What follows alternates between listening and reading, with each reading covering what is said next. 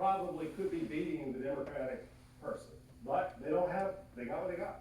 So anyway, again, my point was, again, Republicans made some bad choices, at least for their successes for picking up the Senate. And then Biden's approval started going up. Now, it's not blowing the roof off of anything, but if you look at the green line, that's his approval line, and the top line is his disapproval line. He's still underwater. And I put this in yesterday, so it's very recent. So he was at 38%, now he's at 42.3%. Again, not great, but better than it was. So I don't know what's going to happen with Biden approval between now and Election Day. I have no idea. I don't have a crystal ball. But again, it gives the Democrats a little bit more hope. All right, so what we've got is spring, Republicans feeling very confident, everything's pointing in their direction to take over both House and Senate. Summer happens, the summer they're discontents, and things aren't going particularly well on certain issues, so Democrats feel a little bit better, Republicans are kind of starting to worry a little bit. It's reflected in what's called the Congressional Generic Ballot. This is what pollsters like I ask when we talk to North Carolinians. In congressional elections, would you prefer a Democratic candidate, a Republican candidate, or someone else? We don't put specific names next to them. And so if you look at it, the blue line is Democrats, the red line is Republicans. Now, it's still pretty close, 1.5%, but the lines have crossed. And the trend lines is what a pollster like me looks at. What's kind of the trend over the course of several weeks or several months? The trend line for Democrats is kind of moving up. The trend line for Republicans is going down. And this is, again, this is not a prediction of Election Day results. This is simply a snapshot of where things are now. So again, all that stuff that I was talking about, Biden's increased approval, the Dobbs decision, and the ability of Congress to pass things, has kind of reversed the trend lines on the Congressional Generic Ballot. So here we are, we're about October. So phase 2 is coming to an end. Now we're in phase 3. We're in the last 5 weeks of the election. This is where the horses are turning the final post and they're heading down the straightaway. It can go either way, guys.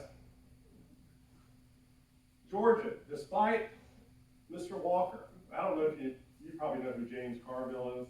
James Carville, I think he's funny as he can be. Anyway, he said Herschel Walker, when he was playing football, had an ill-fitting helmet. So anyway, I don't know if it's true or not, but it sounds like, I mean, again, I'm not trying to be partisan here, but, you know, if they had chosen David, who's the other Republican frontrunner, I don't think we'd be talking about a close race here. But Herschel Walker is still within shouting distance of Raphael Warnock. In Ohio, J.D. Vance, Republicans have been grousing about Vance for the last 6 months, going, where is J.D. Vance? They don't see him out on the campaign trail. He hasn't put up a lot of advertising. Even Republicans have said, this is not what we asked for. He's close. So we have 2 states that, you know, would normally be in a midterm election year, Republican states. Yeah, I know what happened in 2020 in Georgia. I know that. But Democrats are not putting it away. So again, my point is that, remember the name Alan Greenspan? Alan Greenspan was known for a lot of things, but anyway, there's an expression that Alan Greenspan used, which I love. He talked about when the economy was really going well when he was Fed chair. He said, we're suffering from irrational exuberance. Remember that expression? Irrational exuberance. He said, you know, you watch the stock market and you go, we're all going to be wealthy, right? We're all going to have lots of money and that sort of thing. He said, we're suffering from irrational exuberance. He thought the stock market was ahead of the economy. And I always, last few weeks, I've been cautioning my Democratic friends saying, let's not fall into that irrational exuberance thing.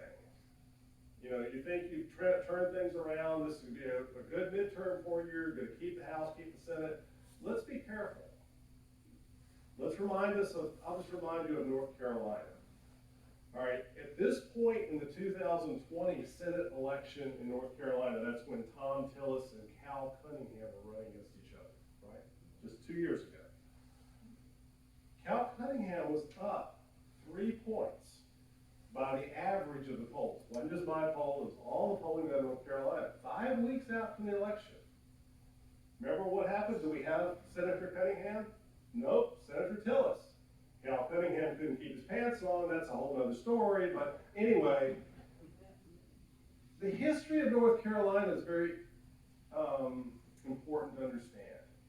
So in the Senate race in North Carolina, I just finished a poll, Ted Budd is up 0.3% over Sherry Beasley.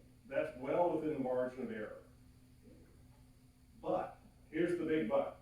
They're 12.9%, almost 13% of North Carolinians who are undecided. All right? What happens historically in North Carolina with undecided voters in Senate races? They tend to go for Republicans. All right? I'm just telling you that. It happened in 2020, it happened in 2016, it happened in 2014. So when we get to this point in the election, Democrats start saying, well, we're within shouting distance of picking up a Senate seat in North Carolina. I go, whoa, it could happen, but be careful. That's where, again, this irrational exuberance can be very damaging. All right, so let's just talk a bit for what happens if. This is the favorite game, this is the favorite parlor game. So if Republicans take over the House, Kevin McCarthy's wanted to be the Speaker of the House since he was 2 years old, but he may not. It may be this guy. It may be Jim Jordan. Kevin McCarthy may not be the favorite of a lot of Republicans in the House. You got to get 218 votes in the House of Representatives to become Speaker, and Democrats get to vote as well as Republicans. I'm not sure Kevin McCarthy can get 218 votes no matter how many Republicans he's got in there. So it could be someone like Jim Jordan. If Jim Jordan is Speaker of the House of Representatives, we're going to end up with impeachments. He said it already. Biden's going to have articles of impeachment filed. They've already been filed, but they'll actually take it up. Health and Human Services, Homeland Security, Dr. Fauci, the list is going to go on and on and on. And I think Jim Jordan is taking at his word. So we're going to have a lot of investigations, a lot of impeachments. They just did a continuing resolution to keep government open for the next 4 months. Guess what happens? The new Congress comes into session. They have to deal with spending.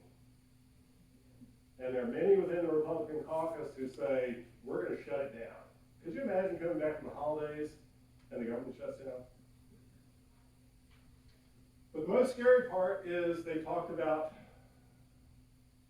the national debt, defaulting on the national debt. We have one of the stupidest pieces of policy in the history of the United States that says that Congress must raise the debt ceiling every time the national debt reaches whatever the limit is. It's bad policy, people. I'm just here to tell you, you can think politically we're spending too much money, and I wouldn't disagree with you there, but I'm just saying you do not want Congress every 6 months, 12 months, 15 months deciding whether or not to raise or lower the limit. The Constitution says that our debts are paid. The full faith and credit of the United States is guaranteed in the Constitution unless they blow it up. And so, I'm not saying any of these three things will happen if Republicans take control, but I'm just saying this is what many people have threatened. So, anyway, that could happen. Now, if Republicans take the Senate, now Joe Biden has approved a lot of judges. Now, we know about Donald Trump's judges that led to the Dobbs decision.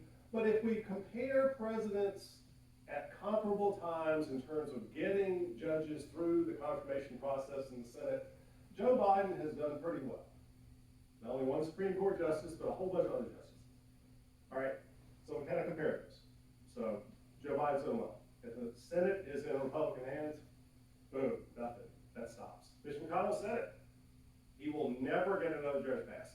If there's an opening on the Supreme Court between the time in which the Senate is sworn in on January 3rd and on, after the 2024 election, Mitch McConnell's simply not going to let it come up.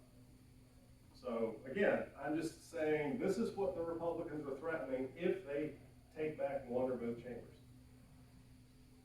In the North Carolina General Assembly, if the magic number that I mentioned to you before, if they reach the 72 threshold in the North Carolina House and 30 in the North Carolina Senate, we're going to see, remember HB2 in North Carolina? Remember that bill? Oh, yeah. Oh, yeah. The transgender bathroom bill. We're going to see lots more transgender bills. We're going to see bills introduced to disallow transgender athletes from playing high school sports and other things. We're going to see an abortion law. I mean, Speaker of the House Moore and President Pro Tem Berger have said it. If we take back the supermajority, one of the first things we're going to file is a very restrictive abortion bill in North Carolina, because Dobbs allows us to do it. And we're going to see changes to the North Carolina public school curriculum. There are a number of people in the Republican caucus who believe that Florida is a good model for North Carolina in terms of its public school social studies curriculum. So again, this isn't a consequential election. Well, I'm often asked, are there October surprises? Russia's been threatening a nuke. I don't know what impact that will have on the midterm election. We have never had that. Another country use a nuclear weapon. I don't know. I'm not saying it's going to happen. I'm just saying that could be an October surprise. Maybe Trump gets indicted. That could be an October surprise. I'm really not sure how that would impact the midterm election. Trump announces for 2024. That could be, I mean, he's pretty unpredictable. He could announce before the midterm election. Biden announces he's not running in 2024. All these things could happen, and there could be other surprises that happen between now and election day. These are the October surprises. Well, let me just tell you from political science research, the myth of October surprises is more than the reality. Now, we all think back to 2016. Remember, everybody says, well, if Jim Comey hadn't announced about the FBI investigation being reopened to Hillary Clinton, and Hillary Clinton would have won the election, I say that's not accurate. I polled North Carolina. Hillary Clinton, I polled right before Jim Comey came out and said the FBI was investigating Hillary Clinton again, and her numbers were already going down. So, you know, all these alleged October surprises, you know, just take that with a grain of salt. I don't know how any of those would play out. I just simply don't know. But again, we talk about this thing every election cycle. What's the new October surprise? All right, so here's kind of what I think is going to happen. Now we're 5 weeks out. A lot could happen. All right, in the Senate, right now I only think there are 2 states, the yellow states, that are truly toss-up states. Georgia and Nevada. The other ones I think are going to make it go either way. And again, it's stunning to me to think that Herschel Walker, we could be calling him Senator Herschel Walker, but it's a toss-up state. And Nevada's the same way. But I think a lot of the other states, Pennsylvania's a lean Democrat state. Again, 6 points right now. Fetterman's up. I think Oz just has a lot of baggage. North Carolina, I still think, is a lean Republican state for all the reasons I mentioned before. As much as Democrats think they can win the Senate seat in North Carolina, and they may do it, I'm not saying it's impossible, I still think the fundamentals of North Carolina are as they are. So what I see is, you know, we could get down to 49-49, and those are the non-yellow states, and it could come down to Georgia and Nevada to determine who is in control of the U.S. Senate. They could split, and we'd be in the same boat we're in. I don't think this is going to be a huge pickup for Democrats or a huge pickup for Republicans. I think we're going to be in a very close Senate for another 2 years. All right. So that's what I think. Again, things could happen between now and election day. Again, I have Ohio as a lean Republican. I have Wisconsin as a lean Republican. I have Arizona as a solid Democrat. Well, not solid, but more than a little lean Democrat. So again, I think it's like that. Then the House. All right, I've put together just a bunch of tables, but I'm not going to go through every one of those races. But the bottom line is, if Democrats win the races that they are expected to win, those are lean Democrats, likely Democrats, shoe-in Democrats, And Republicans do the same thing. We're at 215 to 196. 215 Republicans, I think, are pretty good bets to win House races. The magic number is 218. 218 controls the House.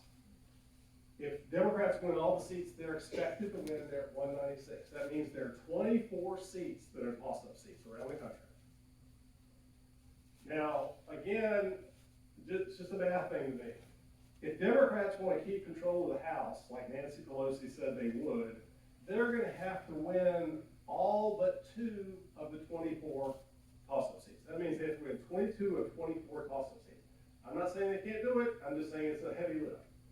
Republicans only have to pick up 3 of the toss-up seats to take over the House. So again, I'm just looking at what I see currently. There's just not a lot of toss-up seats. And there are a lot of reasons for that, gerrymandering or redistricting, whichever term you prefer. All those kind of things do matter. But I just think it's really a very heavy lift for Democrats to keep control of the House. And again, this is just the Democratic side, so it doesn't say anything differently. So again, I think this is an important election. Phase 3, where we are now, is we're in the stretch run. I think Democrats are in better shape than they were in May. Not as good a shape as they thought they were in the summer, just because, again, there's the money advantage for Republicans. It is still, the fundamentals are in play. Joe Biden is still relatively low in approval. Inflation is still hanging in there too high. All those kind of things that are in the back of people's minds as they vote. So that's where I see things in the fundamentals of the 2022 election. I am very happy to hear your comments or take your questions. Yes, sir. I'm surprised you haven't mentioned immigration and the borders. Well, I think there are a number of key issues driving the election. Immigration, crime. I mean, just look at the ads. I mean, that's an indication to me about what the candidates feel the voters want to hear about. So even here in North Carolina, you see candidates talking about the southern border, and last time I checked, they weren't talking about the North Carolina-South Carolina border. They were talking about the Texas, Arizona, New Mexico border. So yeah, those are important issues, and particularly in certain regions of the country, I think they're more important. All right, so here's the way I view midterm elections. There are 2 kinds of elections. There are what are called persuasion elections, where you see people out there trying to persuade independents and people who are in the other party to come over to their candidate. All right, so we have persuasion elections. Then we have what are called mobilization elections. A mobilization election is if I get all my base out, if I can maximize my base, if I'm a Republican candidate, get all my Republican voters to come out, I can win. I don't need to persuade any squishy Democrats to come over and vote for my candidate. Midterm elections are primarily mobilization elections. And so your point about immigration or crime, Republicans are counting on those very scary political ads that talk about the southern border, that talk about crime, that talk about socialism. They're not trying to persuade people on the other side to come over to their side. They're trying to motivate their base to come out and vote for them. So again, I think these are important issues. So if you look at just Democratic ads and Republican ads are talking about immigration and crime and Biden spending. Those are the 3 main themes of Republican ads. If you look at Democratic ads, they're talking about abortion. They're just talking about a whole different set of issues. Again, they're reaching out to their own base. So I think you made a good point. Other questions or comments? Yes, sir. On balance, do you think that the extremes of either party, particularly Republican Party, are being accepted enthusiastically by the average Republican voter, or are they turning off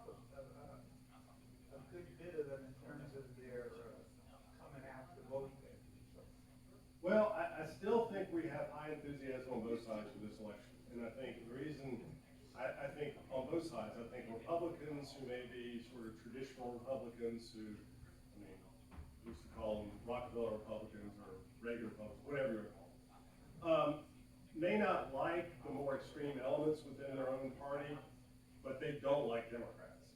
So, I mean, this is a case where we're in a very partisan political environment where Republicans may not be wholly supportive of their fellow Republicans on all the issues and all their whatever, and Democrats are the same way, but they sure as heck aren't going to cross the line and vote for the other team. So I think that, you know, yes, both parties have people on the extremes. The Democrats have their very progressive candidates like Alexandria Ocasio-Cortez, that sort of thing on that side. And Republicans have, you know, Marjorie Taylor Greene or whoever you might pick. You know, does every Republican like Marjorie Taylor Greene? Does every Democrat like Alexandria Ocasio-Cortez? Of course not. But they don't dislike them enough in large numbers to cross over and vote for the other side. Yes, ma'am. Do the Democrats have a role in electing J.D. Vance and these other dubious Republican candidates? Yeah, so you might have read or heard about that Democrats got more involved in the primary campaigns for Republicans. And so in a number of races, they tried to pick the most extreme Republican candidate in the primary and put some money. They did it through their independent expenditure groups. They didn't do it as directly as you might think, but they sort of funneled money to Blake Masters in Arizona, for example. They funneled money to, they wanted Oz, so they funneled money into the Oz campaign. You know, Democrats I know are very divided on that issue. They say that it was smart because if you put more extreme candidates in there, it gives Democrats a better shot. On the other hand, what if those extreme candidates win? Then the Democrats have kind of shot themselves in the foot. So I think it's a high-risk strategy on the part of Democrats. They didn't do it all the way across the country. They did in select races. Has that happened before? That kind of funneling money into the candidate you don't want?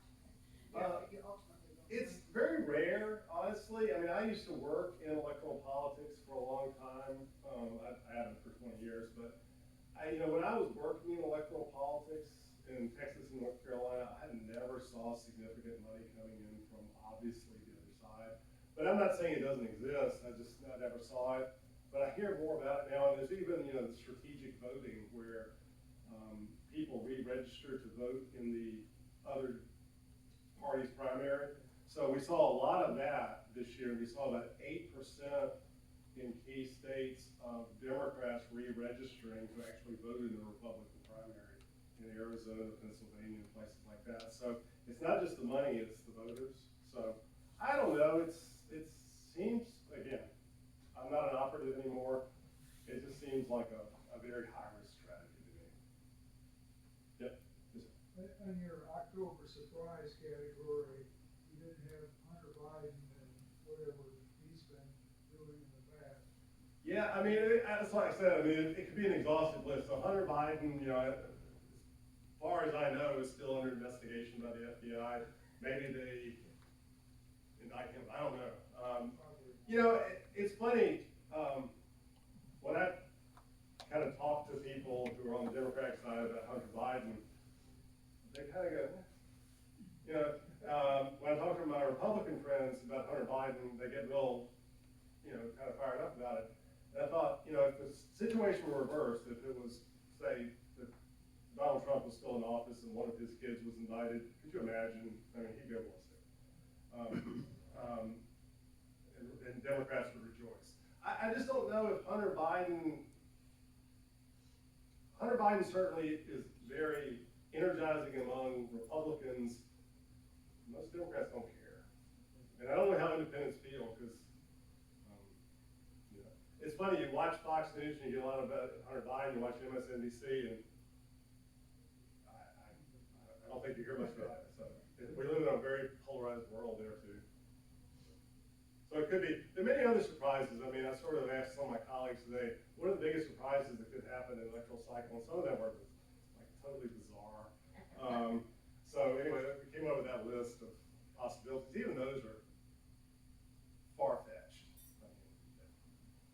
What about if, probably not likely to happen, Donald Trump gets indicted?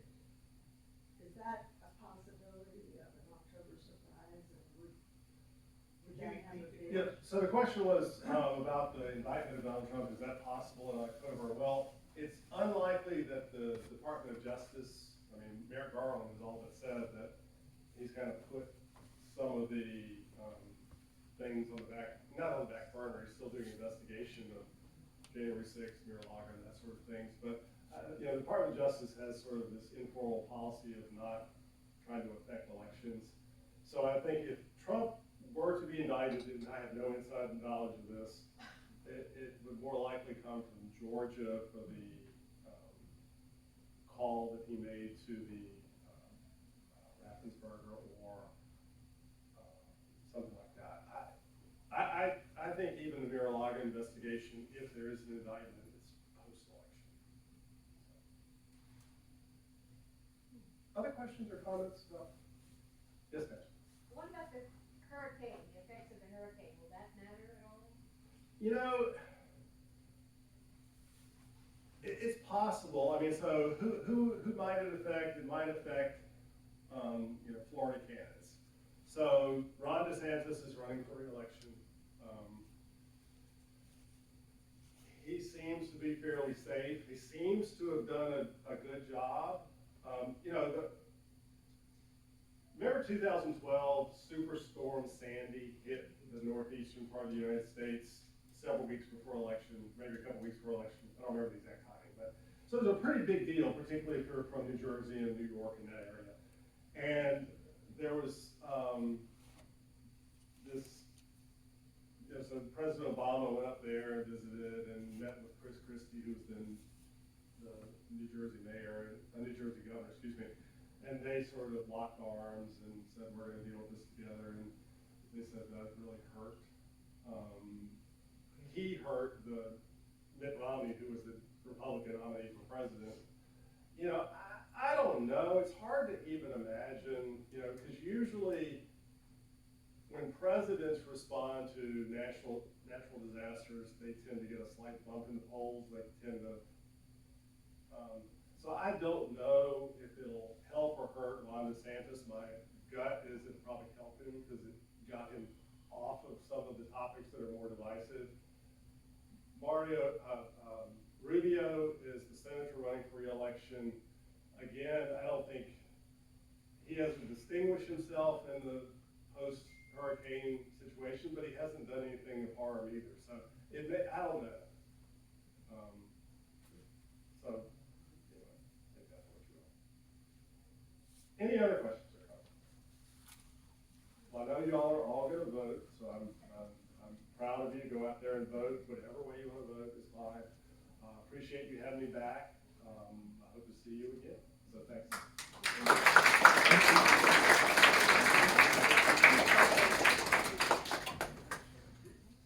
Well, thank you very much, David. I guess we should give him a round of applause. So thank you for coming. And if you guys enjoyed that, let me know. We'll possibly get him back. So thank you.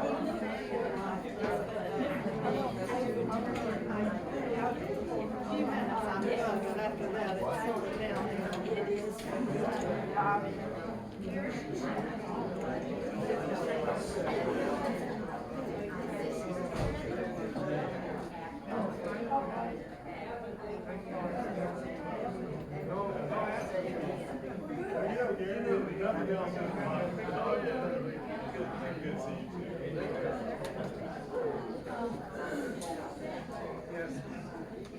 Sounds like you're okay.